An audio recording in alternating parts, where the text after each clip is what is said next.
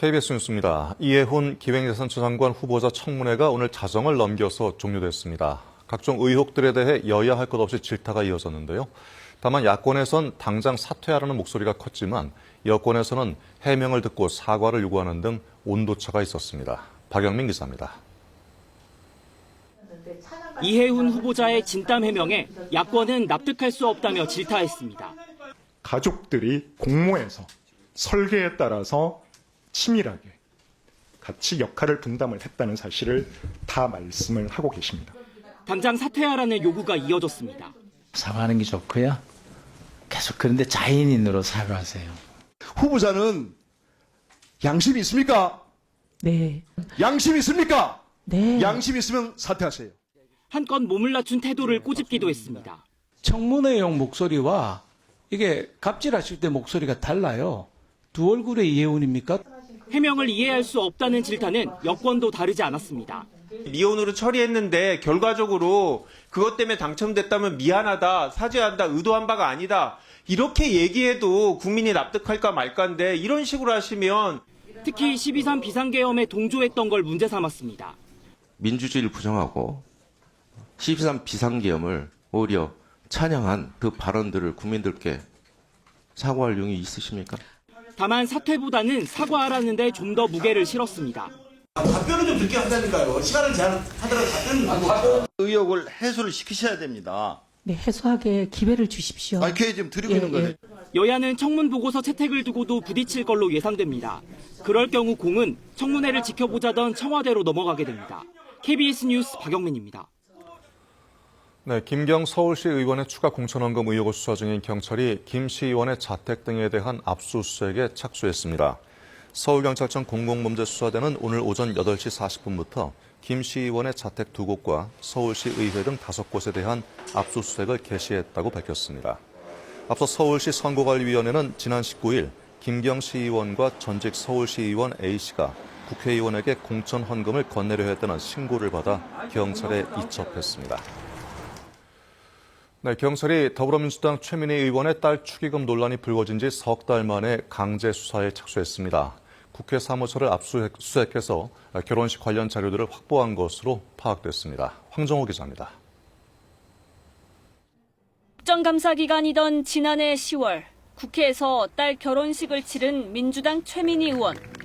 국회 과방위원장 자리에서 피감기관들로부터 축의금을 받았다는 비판과 함께 딸 대신 식장을 예약한 것 아니냐는 의혹도 불거졌습니다.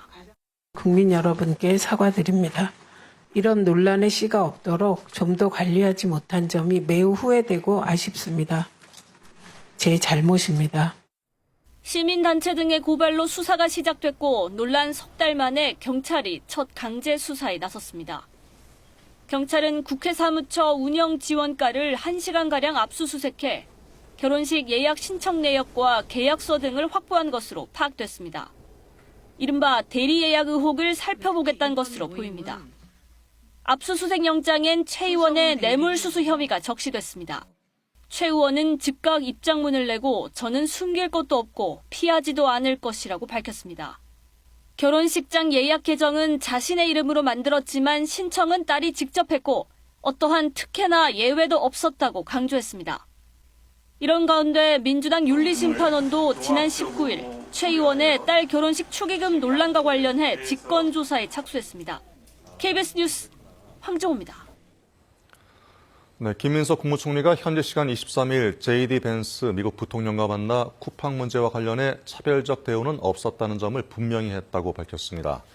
김 총리는 이날 워싱턴 DC 주미대사관에서 가진 특파원 간담회에서 이같이 말하고 벤스 부통령은 양국 정부 사이에 오해가 없도록 상호 관리하면 좋겠다고 말했다고 전했습니다. 김 총리는 아울러 벤스 부통령이 북미 관계 개선에 대해 질문했다면서 트럼프 대통령만이 관계 개선의 의사와 능력을 갖추고 있다는 점과 대북 특사를 보내는 것도 접근법일 수 있다고 얘기했다고 말했습니다. 또한 김 총리는 양측의 한 라인을 구축했고 벤스 부통령에게 방한 초청을 전달했다고 밝혔습니다. 미국 트럼프 행정부가 현지 시간 23일 공개한 새 국가방위 전략에서 북핵이 미 본토에 대한 위험이며 한국이 북한을 억제하는 데 있어 주된 책임을 질 능력이 충분하다고 밝혔습니다. 트럼프 행정부는 미국 국방부가 작성한 이 문건에서 북한이 핵무기로 한국과 일본 내 목표물을 타격할 수 있으며 미국 본토에도 현재적이며 분명한 핵공격 위험을 준다고 평가했습니다. 이어 한국은 매우 중요하면서도 더 제한적인 미국의 지원을 받으면서 대북 억제에서 주된 책임을 질 능력이 있다고 밝혔습니다. 네, 최근 이민 단속 과정에서 사망자가 발생한 미국 미네소타주에서 이번엔 5세 어린이가 이민 당국에 체포돼 거센 논란이 일고 있습니다. 단속 요원들이 이 아이를 가족 체포용 미끼로 이용했다는 주장까지 나왔는데 이민 당국은 즉각 사실이 아니라고 반박했습니다. 워싱턴 김경수 특파원이 보도합니다. 미국 미니애폴리스에서 지난 20일 5세 어린이가 아버지와 함께 이민 당국에 체포됐습니다. 지난해 미국에 망명을 신청한 에콰도르 출신 가족입니다. 그런데 이민 당국이 체포 과정에서 어린이를 체포용 미끼로 사용했다는 주장이 제기됐습니다. Had a really tiny backpack on, a Spider-Man backpack, and he was by himself.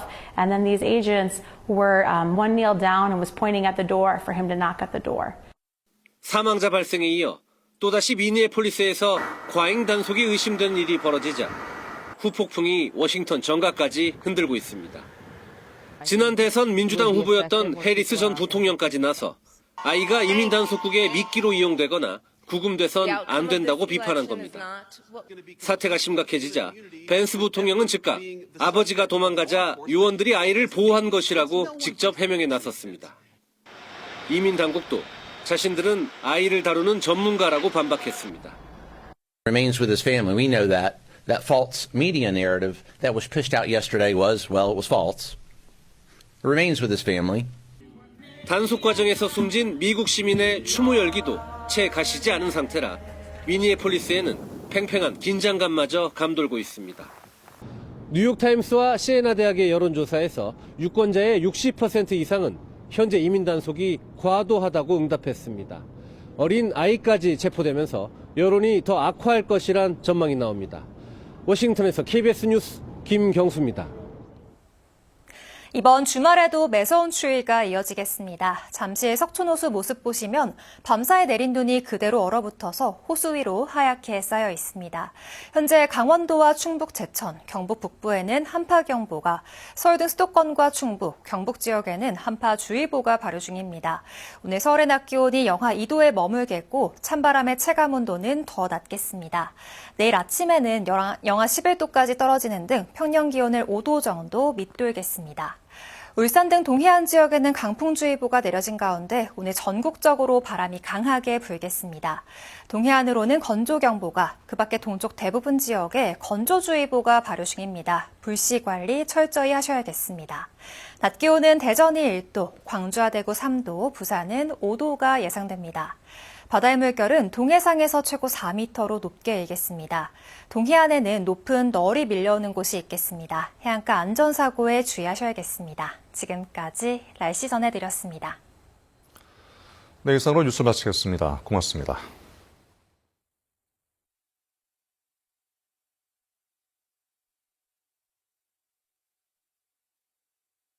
겨울철 노로바이러스 확산 방지 요령. 발열, 복통, 구토 등 신체에 이상이 있는 경우 식사 준비를 하지 않습니다. 조리 전후 비누를 사용해 흐르는 물에 20초 이상 손을 씻습니다. 어패를 조리 시 중심부를 85도 이상으로 1분 이상 익힙니다. 노로바이러스에 감염되었다면 환자가 접촉한 곳은 염소계 소독제로 소독하고 세탁 시 70도 이상의 온수를 사용합니다. 증상이 사라지더라도 이틀간 외출을 자제합니다.